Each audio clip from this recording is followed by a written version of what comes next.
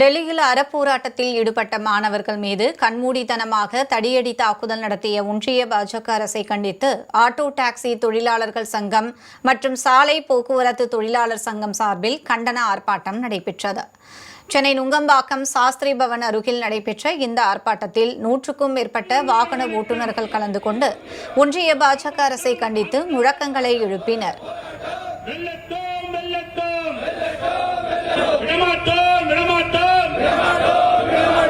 சென்னை மாநகர் தொழிலாளர்கள்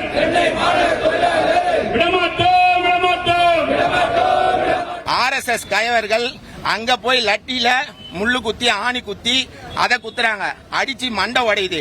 ஒரு பெண் இறந்திருக்காங்க, 100க்கும் மேற்பட்டவங்க ஆஸ்பத்திரியில மருத்துவமனையில் இருக்கிறாங்க. பல பேர் மீது வழக்கு போட்டிருக்காங்க. கல்வி அமைச்சரை ராஜினாமா செய்யுன்னு சொன்னோம், அதுக்கு அடுத்தது அவரை பதவி நீக்கம் செய்யுன்னு சொன்னோம், அதுக்கு அடுத்ததே அதை செய்யலன்னு சொன்னா பிஜேபி இந்த மோடி அரசாங்கம் ராஜினாமா செய்யணும்னு சொல்றோம். சென்னையில் நீட் தேர்வை ரத்து செய்ய வலியுறுத்தியும் ஒன்றிய கல்வி அமைச்சர் தர்மேந்திர பிரதான் பதவி விலக வலியுறுத்தியும் கரப்பான்பூச்சி ஜனதா தளத்தைச் சேர்ந்த 6வது நாளாக போராட்டத்தில் ஈடுபட்டு வருகின்றனர்.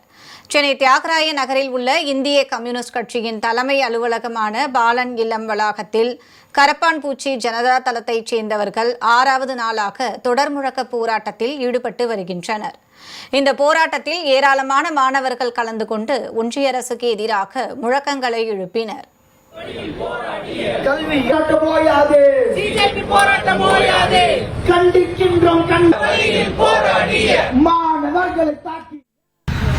முறையாக போராடிய மாணவர்கள் மீது ஒன்றிய அரசு மிக கடுமையான தாக்குதலை நிகழ்த்தி இருக்கிறது.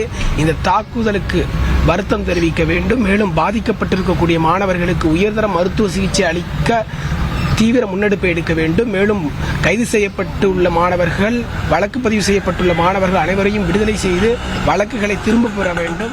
நாகர்கோவிலில் நீட் முறைகேட்டை கண்டித்து மாணவர் சங்கம் மற்றும் இந்திய ஜனநாயக வாலிபர் சங்கம் இணைந்து கைகளில் மின் விளக்கு ஏந்தி காத்திருப்பு போராட்டத்தில் ஈடுபட்டனர். கன்னியாகுமரி மாவட்டம் நாகர்கோவில் அண்ணா விளையாட்டு அரங்கு முன்பு ஒன்றிய கல்வி அமைச்சர் தர்மேந்திர பிரதான் பதவி விலக வலியுறுத்தி போராட்டம் நடைபெற்றது. இதில் ஏராளமான மாணவர்கள் கலந்து கொண்டு மின்விளக்கு ஏந்தி தொடர் காத்திருப்பு போராட்டத்தில் ஈடுபட்டனர்.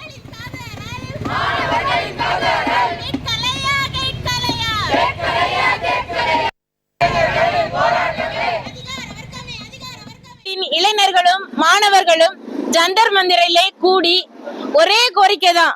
ஒன்றிய கல்வி அமைச்சர் தர்மேந்திர பிரதான் 2026ஆம் ஆண்டு தேசிய தேர்வு முகமையால் நடத்தப்பட்ட நீட் தேர்வு குளறுபடிகளுக்கு பொறுப்பேற்று பதவி விலகணும். இதை தவிர இந்திய நாட்டோட இளைஞர்களும் மாணவர்களும் நாங்க எதுவுமே கேட்கல.